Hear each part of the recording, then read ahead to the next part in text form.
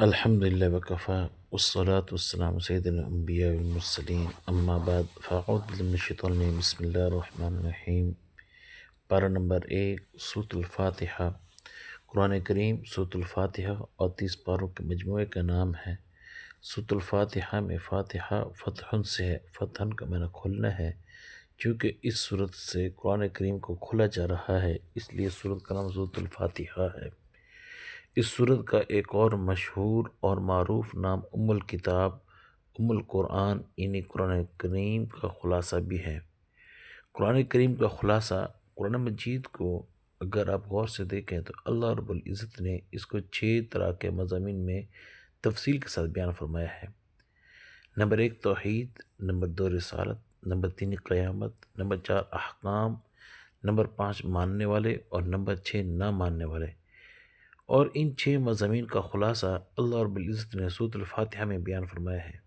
مثلا الحمدللہ رب العالمین الرحمن الرحیم، اس بات میں ان آیات کریم میں اللہ رب العزت نے توحید کو بیان فرمایا۔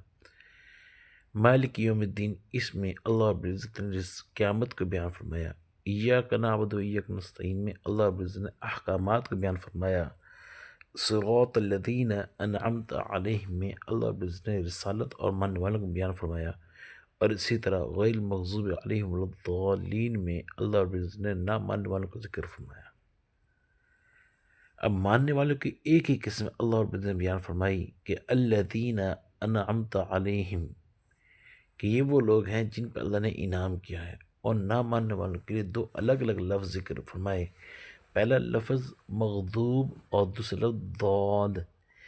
جو شخص ضد، انا اور تکبر کی وجہ سے نہ مانے وہ مغضوب میں شامل ہے، جیسے یہودی، اور جو لا علمی اور جہالت کی وجہ سے نہ مانے وہ ضال میں شامل ہے، جیسے نصارہ۔ اللہ رب العزت نے بیچ میں ایک آیت کریمہ ہے، اہدنا الصراط المستقیم، 5ویں آیت ہے سورۃ الفاتحہ کی۔ اس آیت کریمہ میں اللہ رب العزت نے سیدھے راستے پر چلنے کا حکم فرمایا۔ مثلا اہدنا الصراط المستقیم، اے اللہ ہمیں سیدھا راستے پر چلا، یعنی ان لوگوں کے راستے پر چلا کہ جن پر تو نے انعام فرمایا، اور وہ 4 لوگ ہیں: انبیاء کرام علیہم السلام، صدیقین، شہداء اور صالحین۔ اور دوسری چیز جو اللہ رب العزت نے سورۃ الفاتحہ میں ذکر فرمائی وہ گمراہ اور مغضوب طبقہ ہے، جن کو اللہ رب العزت نے غیر المغضوب علیہم ولا الضالین سے بیان فرمایا ہے۔ کہ گزشتہ آیت کریم میں اللہ رب العزت نے ہمیں جو دعا سکھلائی تھی کہ ہم نے دعا مانگی تھی کہ اے اللہ ہمیں ان لوگوں کے راستے پر چلا کہ جن پر تو نے انعام فرمایا ہے، تو اس آیت کریم میں اللہ رب العزت گمراہ اور مغضوب لوگوں کے ذکر فرما رہے ہیں کہ یہاں سے گمراہ اور مغضوب لوگوں سے بچنے کی درخواست کی جا رہی ہے کہ اے اللہ ہمیں ان لوگوں سے بچا جن پر تیرا غضب ہوا اور جو گمراہ ہوئے۔ مغضوب سے مراد یہاں یہود اور ضالین سے مراد نصرانی یا عیسائی ہیں۔ یہ سورۃ الفاتحہ کا خلاصہ تھا۔ سورۃ البقرہ، سورۃ البقرہ میں لفظ بقرہ جو ہے عربی زبان میں گائے کو کہا جاتا ہے۔ چونکہ اس صورت میں گائے کے ذبح کرنے کا واقعہ ہے، گائے کا واقعہ بیان کیا گیا ہے، اس لیے سورت کو سورۃ البقرہ کہتے ہیں۔ اللہ رب العزت نے سورۃ البقرہ کے پہلا لفظ الف لام میم ذکر کیا ہے۔ اس سورت کا آغاز حروف مقطعات سے ہوتا ہے۔ حروف مقطعات مثلا الف لام میم، مقطعات جمع ہے مقطعتن کی، اور یہ قطع سے مشتق ہے جس کا معنی ہے کاٹنا۔ چونکہ ان میں سے ہر ایک حرف کو الگ الگ کر کے کاٹ کر پڑھا جاتا ہے، تو اس وجہ سے ان کو حروف مقطعات کہتے ہیں۔ مثال کے طور پر جیسے اس لفظ میں الف لام میم میں الف لام اور میم ان تینوں حروف کو الگ الگ کر کے پڑھا جا رہا ہے، کاٹ کے پڑھا جا رہا ہے، تو اس وجہ سے اس کو حروف مقطعات کہتے ہیں۔ قرآن کریم میں اللہ رب العزت نے 26 یا 29 مقامات ایسے ہیں کہ جہاں پر حروف مقطعات سے اللہ رب العزت نے آیات کریمہ کو اور اسی طرح صورتوں کے شروع میں ان الفاظ کا ذکر کیا ہے۔ چند ان میں سے ایک یہ ہیں، جیسے اللہ رب العزت نے الف لام میم سورۃ البقرہ کو شروع فرمایا، اسی طرح حامیم، اسی طرح یاسین، اسی طرح نون، اسی طرح صاد، اسی طرح توسین، اسی طرح حامیم عین سین قاف وغیرہ وغیرہ۔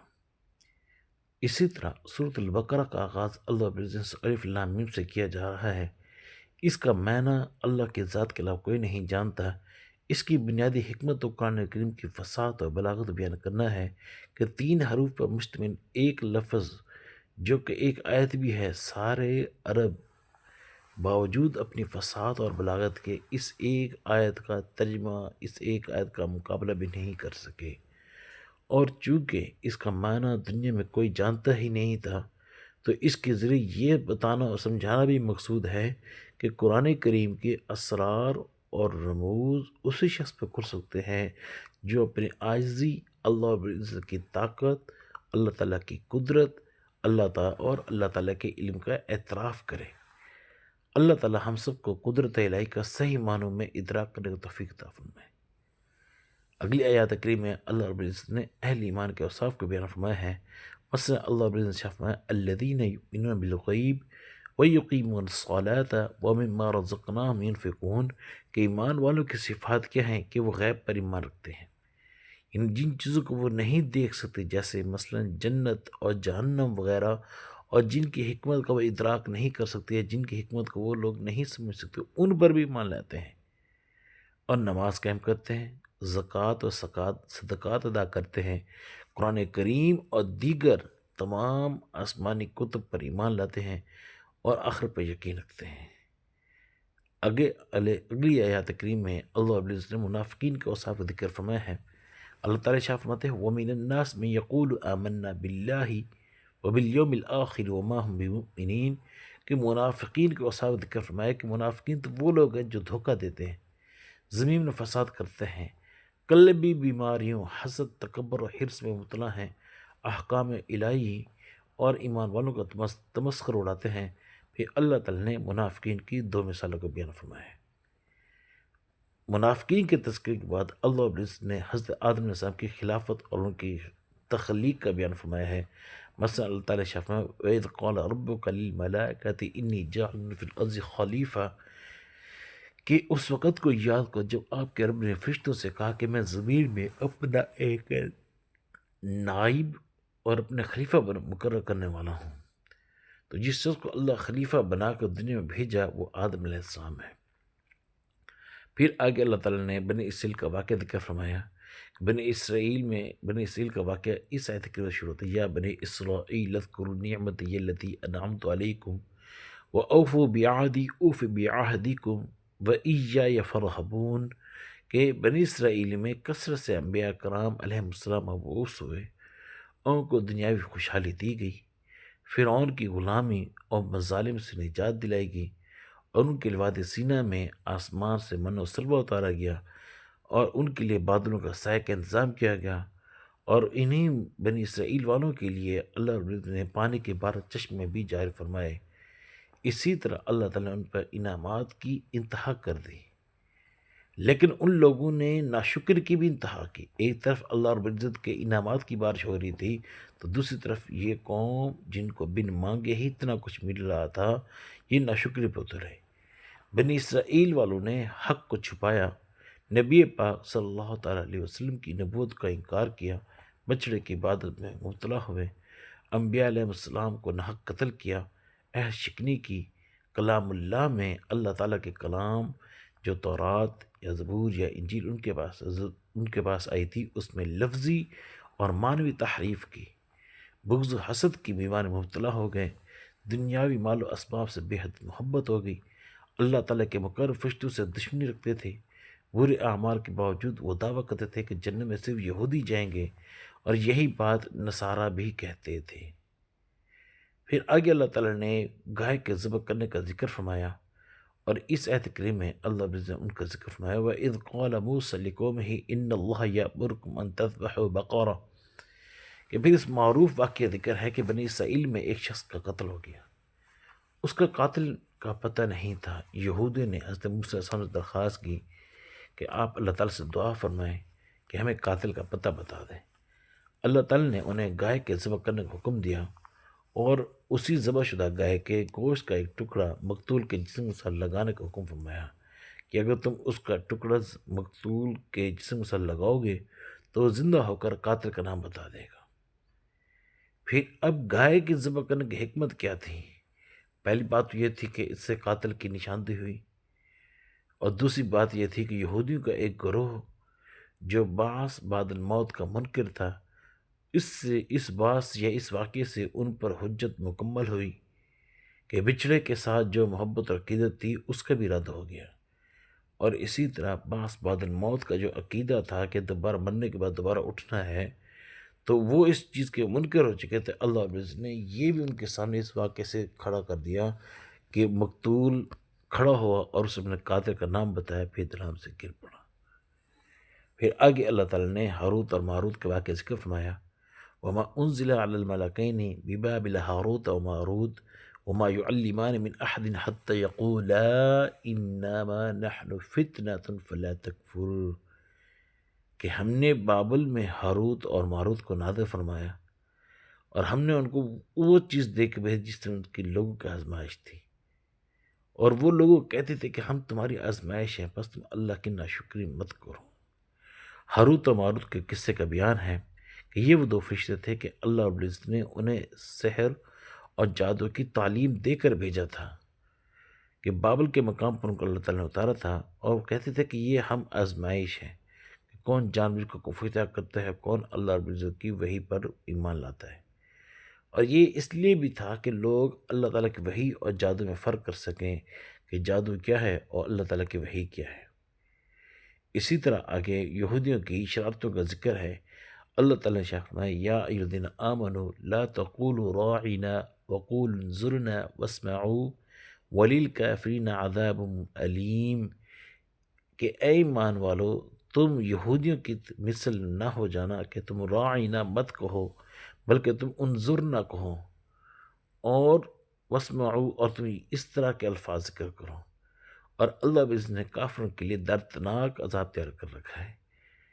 اس آیت کریم میں اللہ تعالیٰ نے ایک گستاخانہ شرارت سے مسلمانوں کو آگاہ کیا ہے، اور ساتھ ہی اہل ایمان کو ایک لفظ یا ایک چیز کی تعلیم دی جا رہی کہ یہود بنی نبی پاک صلی اللہ تعالی وسلم سے کہا کرتے تھے کہ راعینا۔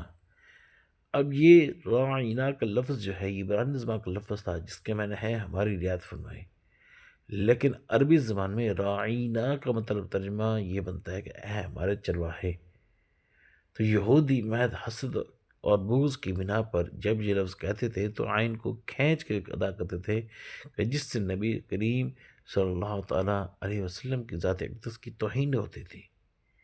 صحابہ کرام نے بھی جب یہ لفظ کا استعمال کرنے لگے، حالانکہ معنی معلوم نہ ہونے کی وجہ سے تو یہودی بہت خوش ہوتے تھے، لیکن یہاں اہل ایمان کو تعلیم دی گئی ہے۔ اللہ تعالیٰ نے ارشاد فرمایا کہ لا تقولوا راعینا، کہ تم راعینا مت کہو بلکہ انظرنا کے الفاظ پہ تم شفقت کرو، کہ اس انظرنا کا مطلب ہے یا رسول اللہ ہم پر شفقت کی نظر فرمائیے۔ اور اسی طرح آگے اللہ تعالیٰ نے تحویل قبلہ کا واقعہ ذکر فرمایا۔ اللہ تعالیٰ شاہ وَلِلَّهِ الْمَشْرِقُ وَالْمَغْرِبُ فَأَيْنَمَا تُوَلُّوا فَثَمَّ وَجْهُ اللَّهِ إِنَّ اللَّهَ وَاسِعٌ عَلِيمٌ، کہ اللہ ہی کے لیے مشرق و مغرب ہے، تم جس طرف چاہو یا جس جانب چاہو منہ کرو، آگے اللہ ہی کو پاؤ گے، بے شک اللہ تعالیٰ تو وسعت والے ہیں، علم والے ہیں۔ یہودیوں کا قبلہ بیت المقدس تھا، جبکہ مشرکین بیت اللہ کو قبلہ مانتے تھے، اور مسلمان بھی بیت اللہ کی طرف رخ کر کے نمازیں پڑھتے تھے۔ تو یہودیوں کو اس سے بہت تکلیف ہوتی تھی کہ کچھ عرصہ تو مسلمانوں کو بیت المقدس کی طرف نماز پڑھنے کا حکم دیا گیا۔ اس بات سے یہودی بہت خوش ہوئے اور کہا کہ مسلمانوں اور یہودی ہمارا یعنی یہودیوں کا قبلہ ایک ہے، کہ مسلمان ہمارا قبلہ ماننے پر مجبور ہو گئے ہیں۔ تو یہاں اس آیت کریمہ سے اللہ نے ان کی بات سمجھائی ہے کہ اللہ تعالیٰ کسی ایک جہت میں محدود نہیں، بلکہ وہ ہر جگہ ہر سمت میں موجود ہے، لہذا وہ جس سمت کی طرف بھی نماز پڑھنے کا حکم اللہ تعالیٰ فرما دیں تو کامیابی تو صرف اللہ تعالیٰ کے حکم کے ماننے میں ہے، اللہ کے حکم کی اطاعت میں ہے۔ پھر آگے اللہ تعالیٰ نے سیدنا ابراہیم علیہ السلام کے امتحانات اور اس میں ثابت قدمی اور اسی طرح ان کے آزمائش سے پورا اترنے کا اللہ تعالیٰ نے واقعات کا بیان کیا ہے تھوڑا سا، کہ اللہ تعالیٰ شرفا وَإِذِ ابْتَلَىٰ إِبْرَاهِيمُ رَبُّهُ بِكَلِمَاتٍ فَأَتَمَّهُنَّ قَالَ إِنِّي جَاعِلُكَ لِلنَّاسِ إِمَامًا قَالَ وَمِن ذُرِّيَّتِي قال لا ینال عہد الظالمین کہ حضرت ابراہیم علیہ السلام پر اللہ رب العزت نے مختلف طرح کی آزمائشیں بیان فرمائیں۔ عقیدہ توحید بیان کرنے کی بداش میں ابراہیم علیہ السلام کو آزمائش کے طور پر آگ میں ڈالا گیا۔ اللہ رب العزت کے حکم سے وہ آگ گلے گلزار بنی۔ پھر انہیں یعنی حضرت ابراہیم علیہ السلام کو وطن چھوڑنے پر مجبور کیا گیا، اور مکہ مکرمہ کی وادی غیر ذی زرع، ایسی وادی کی جس میں زراعت نہیں ہو سکتی تھی، وہاں پر اپنے اہلیہ اور بچوں کو چھوڑنے کو حکم ملا، اور بیٹے کے خواب میں بیٹے کے بارے میں جو خواب دیکھا کہ ان کو ذبح کر رہے ہیں تو اسے ذبح کرنے کو حکم پورا کرنے کو حکم ملا، اسے قربان کر رہے ہیں۔ سیدنا ابراہیم علیہ السلام ان سب آزمائشوں کو پورا کرنے لگے، تب اللہ تعالیٰ نے آپ کو دنیا کی امامت کا منصب نصیب دینا چاہا، تو آپ علیہ السلام نے اللہ تعالیٰ سے پوچھا کیا یہ منصب میری اولاد کو ملے گا؟ تو اللہ تعالیٰ نے فرمایا قال لا ینال عہد الظالمین کہ ہاں لیکن ظالموں کو نہیں ملے گا۔ آپ کے بیٹے سیدنا اسحاق علیہ السلام اور ان کے بیٹے سیدنا یعقوب علیہ السلام کہ جن کا دوسرا نام اسرائیل تھا، انہی کی نسل میں سے اللہ تعالیٰ نے کم و بیش 4000 انبیاء کرام علیہ السلام کو اللہ تعالیٰ نے بھیجا۔ اس بات سے یہودی یہ سمجھنے لگے کہ شاید کہ دنیا میں امامت کے مستحق تو صرف ہم ہی ہیں۔ یہاں اللہ تعالیٰ نے ان کی اس غلط فہمی کو دور کیا۔ حضرت ابراہیم علیہ السلام کے دوسرے بیٹے سیدنا اسماعیل علیہ السلام کی نسل اہل عرب سے اللہ تعالیٰ نے نبی آخر زمان حضرت محمد مصطفیٰ صلی اللہ تعالیٰ علیہ وسلم کو مبعوث فرمایا، جو کہ حضرت ابراہیم علیہ السلام کی دعا کا ثمر تھے۔ پھر آگے اللہ تعالیٰ نے ملت ابراہیمی کی اتباع کو حکم دیا۔ اللہ تعالیٰ نے شاہ فرمایا قل بل ملت ابراہیم حنیفہ وما کان من المشرکین۔ اس پارہ کے آخر میں اللہ تعالیٰ نے سیدنا ابراہیم علیہ السلام کی ملت کا ذکر فرمایا ہے کہ جس ملت کی تکمیل کے لیے حضرت نبی کریم صلی اللہ تعالیٰ علیہ وسلم مبعوث ہوئے تھے، نبی کریم صلی اللہ علیہ وسلم کو حکم دیا گیا تھا کہ ملت ابراہیمی کی طرف دعوت دیں، جو تمام انبیاء علیہ السلام کی دین ہے۔ کہ اللہ تعالیٰ فرماتے ہیں قل ان الدین عند اللہ الاسلام کہ اللہ کے ہاں جو دین ہے وہ اسلام ہی ہے۔ تو اصل دین حنیف اسلام ہی ہے۔ صحابہ کرام معیار حق ہیں۔ اللہ تعالیٰ نے فرمایا فَإِنْ آمَنُوا بِمِثْلِ مَا آمَنْتُمْ بِهِ فَقَدِ اهْتَدَوْا کہ یہودی اگر اس طریقے سے ایمان لے آئیں کہ جس طریقے سے حضور اکرم صلی اللہ تعالیٰ علیہ وسلم ایمان کی تیار کردہ جماعت یعنی جماعت صحابہ کرام اور اہل بیت عظام رضوان اللہ تعالیٰ علیہ مجمعین ایمان لائے ہیں، تو یہ لوگ ہدایت پا جائیں گے۔ اللہ تعالیٰ ہمیں دین اسلام کو اختیار کرنے اور اس کے مطابق زندگی گزارنے توفیق عطا فرمائے۔ آمین۔ وآخر دعوانا الحمد للہ رب العالمین۔